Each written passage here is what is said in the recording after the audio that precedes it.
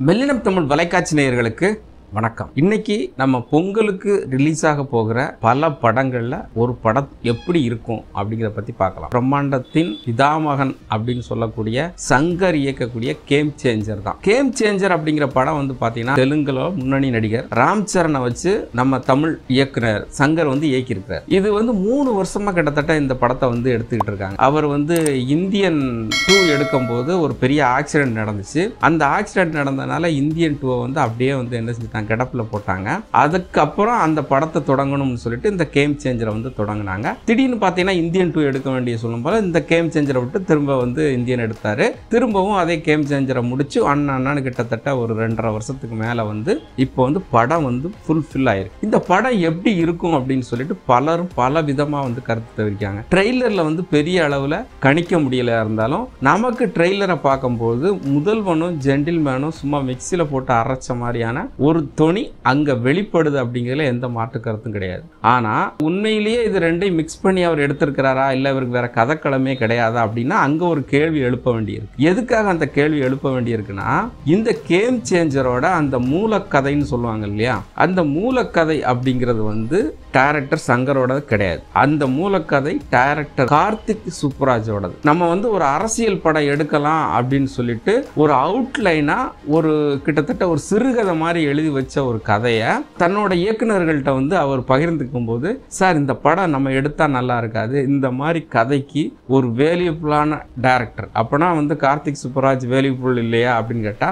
இல்ல, அவர் வந்து கொஞ்சம் இந்த கதையை பிரம்மாண்டமா எடுத்தா அல்லது ஒரு நல்ல பெரிய ஸ்டாரை வச்சு எடுத்தாதான் அந்த கதை வந்து நல்லா இருக்கும் அப்படின்னு சொல்றதுனால அந்த கதையை வந்து சங்கர்கிட்ட சொல்லியிருக்காரு. சங்கருக்கு வந்து பிடிச்சு போச்சு. சங்கருக்கு பிடிச்ச ஒரே காரணத்தினால இந்த படத்தை நம்ம என்ன செஞ்சிடலாம், எடுத்துடலாம் அப்படின்னு சொல்லிட்டு அவர்கிட்ட அந்த கதையை மட்டும் வாங்கிட்டு இந்த கதைக்கான திரைக்கதை எல்லாமே எழுதுனது பார்த்தீங்கன்னா முழுக்க முழுக்க சங்கர் தான். அதனால இது நம்ம சங்கர் படம் தான், கேம் சேஞ்சர் அப்படிங்கிற எந்த மாற்றமும் இல்லை. ஆனா இந்த படத்துக்கு முதல்ல வந்து பார்த்தீங்கன்னா நடிகர் விஜய வந்து இயக்கிறதா தான் பேச்சு நடந்துகிட்டு இருந்துச்சு.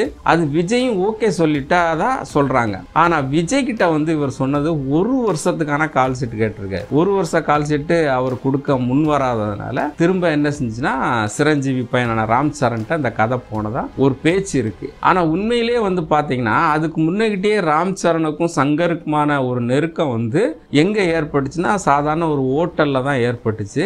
அப்போ வந்து ராம் சரணை வந்து சங்கருக்கு தெரியாது, சங்கரை வந்து ராம் சரணுக்கு தெரியும். அப்போ ராம் சரண் தான் சங்கர்ட்ட வலுக போய் தன்னை அறிமுகப்படுத்திட்டு அப்படின்னு அவர் ஒரு ஆச்சரியப்பட்ட ஒரு சம்பவம்லாம் நடந்துச்சு. சரி நம்ம 2 பேரும் சேர்ந்து பயணிக்கலாம் அப்படின்னு சொல்லிட்டு இந்த படம் எடுக்கிறதுக்கு ஒரு வருஷத்துக்கு முன்னாடி அவங்களுடைய அந்த உறவாடல் வந்து நடந்திருக்கு. அதையும் தாண்டி இப்போ வந்து அவருக்கு ஒரு வாய்ப்பு கிடைச்சி இந்த படம் வந்து கிட்டத்தட்ட பொங்கலுக்கு அதாவது ஜனவரி 10 ரிலீஸ் ஆக போகுது. இந்த படத்துல வந்து பாத்தீங்கன்னா கைரா அத்வானி, அஞ்சலி, எஸ்.ஏ. சூர்யா, சமுத்திரகனி இன்னும் வந்து பலர் வந்து நடிச்சிருக்காங்க. இதுல அந்த ட்ரெய்லர்ல ஒரு சில கெட்டப்ப நம்ம பார்க்கும்போது ஒரு அரசியல்வாதி, இந்த அரசியல்வாதியை வந்து எஸ்.ஏ. சூர்யாவா நடிச்சிருக்கிறாரு. அந்த அரசியல்வாதி தான் நம்ம வந்து நான் சொல்லக்கூடிய அந்த முதல்வன்ல உள்ள ரகுவரனை வந்து நினைவுபடுத்துது. ராம் சரண் விவசாயம் நடிச்சிருக்காரு, ஐஏஎஸ் அதிகாரி நடிச்சிருக்காரு, ஐபிஎஸ் அதிகாரியா நடிச்சிருக்காரு. இதுல ஒரு சின்ன ஒருவேளை 2 வேடம் இருக்கலாம், டப்ளாக்ட் இருக்கலாம் அப்படின்னு சொல்லுது. ஆனா ட்ரெய்லர்ல பார்த்தா நமக்கு ஏற்கனவே ஜென்டில்மேன் முதல்வன்லாம் பார்த்தா அவர் பல கெட்டப்ல வருவார், ஒரு கிராமத்துல வருவார், நகரத்துக்கு வருவார், இப்படி எல்லாம் இருக்கவனால நம்ம 2 கெட்டப் 2 வேடமா அப்படிங்கிறது உறுதியாக சொல்ல முடியாது. அதே நேரத்தில் வந்து இந்த கதை வந்து முழுக்க முழுக்க அரசியல் கதை அப்படிங்கிறதுல எந்த மாற்றம் இல்லை. இந்த அரசியலுக்கு இவர் என்ன பிரம்மாண்டத்தை கொடுக்க போறாரு, ஏன்னா முதல்வனோட ஒரு பிரம்மாண்டத்தை கொடுக்க முடியுமா அப்படின்னு எனக்கே தெரியல. ஆனா இருந்தாலும் அது ரசிக்கிற விதத்துல அவர் எடுத்திருப்பார் நம்பலாம். 2 சிறு படங்கள் எடுக்கக்கூடிய பட்ஜெட்ல இவர் கேம் சேஞ்சருக்கு 5 பாட்டுக்கு அந்த தொகையை பயன்படுத்தியிருக்காரு. எவ்வளவு தோணு நீங்களே கணக்கு பண்ணிக்கோங்க. அந்த தொகையை பயன்படுத்திருக்காங்க. பாட்டுக்கே 2 படம் எடுத்துடலாம்னா அந்த அளவுக்கு ஒரு பிரம்மாண்டத்தை வந்து கொடுத்துருக்கிறாரு. சரி நம்ம பிரம்மாண்டம் தேவையா தேவையில்லைங்க, நமக்கு தேவையில்லை. ஆனா சங்கர் இதுல வெற்றி பெறுவாரா அப்படிங்கிற ஒரு கேள்வி இருக்கு. என்னன்னு கேட்டீங்கன்னா இன்னைக்கு இந்த பிரம்மாண்டத்தை தாண்டி கதைக்கு என்ன தேவையோ அந்த பிரம்மாண்டம் இருந்தாதான் ரசிகர்கள் ரசிக்கிறாங்கிறத அவர் இந்தியன் 2லயே நிரூபிச்சாச்சு. இந்தியன் 2 வந்து மிகப்பெரிய ஒரு தோல்வி படத்தை தந்திருக்கிறார். இந்த படத்திலையும் கேம் சேஞ்சர்ல அவர் மிகப்பெரிய வெற்றி கொடுத்தா மட்டும்தான் சங்கருங்கிற ஒரு டைரக்டர் வருங்காலத்துல பேசப்படுவாங்க.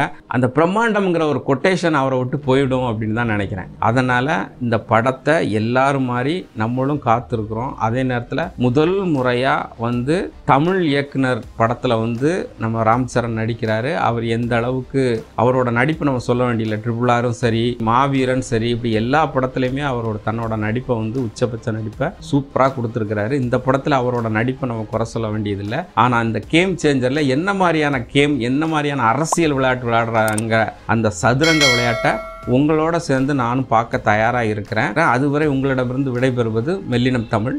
நன்றி.